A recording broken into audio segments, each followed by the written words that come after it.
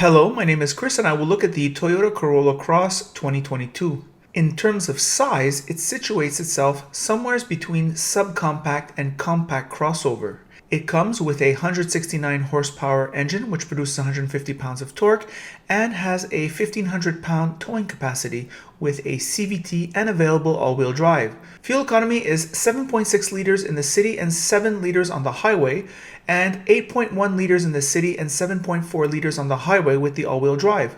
Only the all-wheel drive gets the rear independent suspension.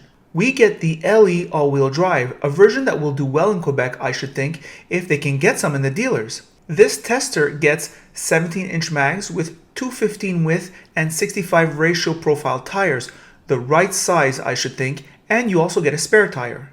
You get push-button start, keyless entry, you get Toyota Safety Sense 2, which includes lane departure alert with steering assist and roadside edge detection, lane tracing assist, full speed dynamic cruise control, my favorite, and auto high beam. That is complete, and you even get this safety on the base model. Toyota is not cheap on safety. Cross comes with 9 airbags and the price is $28,490 according to the Monroney that Toyota Canada sent us, plus destination, plus all our crazy taxes. The top of the line XLE gets you JBL audio, dual zone climate control, Softex leather, 18-inch wheels, and a power moonroof among other things. Cross is a textbook example of the logical vehicle produced by Toyota. Here are my thoughts on the road. Hello car lovers, driving the 2022 Toyota Corolla Cross. What to say about this vehicle? Well, first I'm going to talk about who this vehicle is for, what I think and why I think this vehicle was made, because there is the CHR, which is a similarly sized vehicle. I think Toyota was sick of seeing its Corolla owners going somewhere else to get a crossover at a reasonable price, right? A subcompact crossover. And they liked their Corolla experience, and they want perhaps a taller ride height, better visibility, a higher ground clearance, perhaps a way to transport things that are oversized, and these type, and also four-wheel drive. Why not, right? Especially in Quebec where it's snowing all the time. It snows all the time, and those winters are not about to go away, despite what some people think. So in that sense, this Corolla Cross is the perfect migration vehicle from the Corolla. Let's talk about some of the features that I like. Well, the exterior styling, although Ross perhaps likes it more than I do, I must say is conservative and very functional. It doesn't draw attention to itself, and I think a lot of people like that. When they buy a point A to point B vehicle, they're not exactly trying to flash, and this vehicle does not flash. Toyota, which sent us the LE model with all-wheel drive, well, you get the all-wheel drive, and Quebecers have a real hard-on for all-wheel drive, and I think anybody who lives above the snow line, they want the all-wheel drive. All right, let's just face it, that's what they want. The powertrain is very reassuring. I mean, it's a known entity, and it's very rare where a model comes out first year and we can easily recommend it for the purchase, because Toyota is just so reassuring right on that level. Here we have sufficient room on the inside. It's a little bit cramped in back, but I am sitting quite comfortably behind myself. Ross is not sitting comfortably behind himself.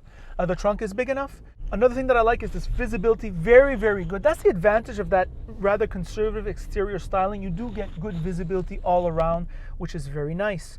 Nice steering wheel. The seats are average. On the highway, the road noise is in the good average. It's average, but it's in the good average. 10 years ago, Toyota products were noisy. Now they're in the average of the category, which is fine. For the hybrid, you're going to have to wait next year. What I think the best quality of this vehicle is, surprisingly, apart from the reliability, is its excellent suspension and feeling of solidity. Ross made the remark when he arrived at my house. I have to echo his sentiments. Really good suspension. Handling the Montreal Trail very well. Combined with the 65 ratio tires of this mid-trim model. Taking bumps easily. No danger, or at least less of a danger, of hitting that bump, which is going to break your mag or cause a balloon for your tire. It's going to be cheaper also to replace, because these are not huge 18, 19-inch wheels, which is, I think, is just such a winner on that level. Such a winner. So ideal for the point A to point B customer. Ideal for the purchase. Toyota's last 10, 15, 20 years, a lot of Toyota buyers they sell their cars not because it ain't going well, but because they're just sick of it. They've been driving it for over a decade and they can't take it anymore.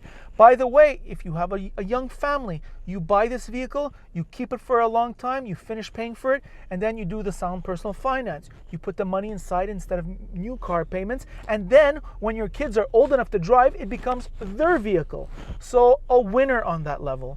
And those are my thoughts on the excellent Corolla Cross. I would have to say, though, on the lease, I would not recommend it. I think the competition is just way too strong. HR-V, much roomier on the inside, much more stylish on the outside, and a much better driving experience, I would say, though Toyota is catching up. You could get the CX-30, which is much more beautiful everywhere.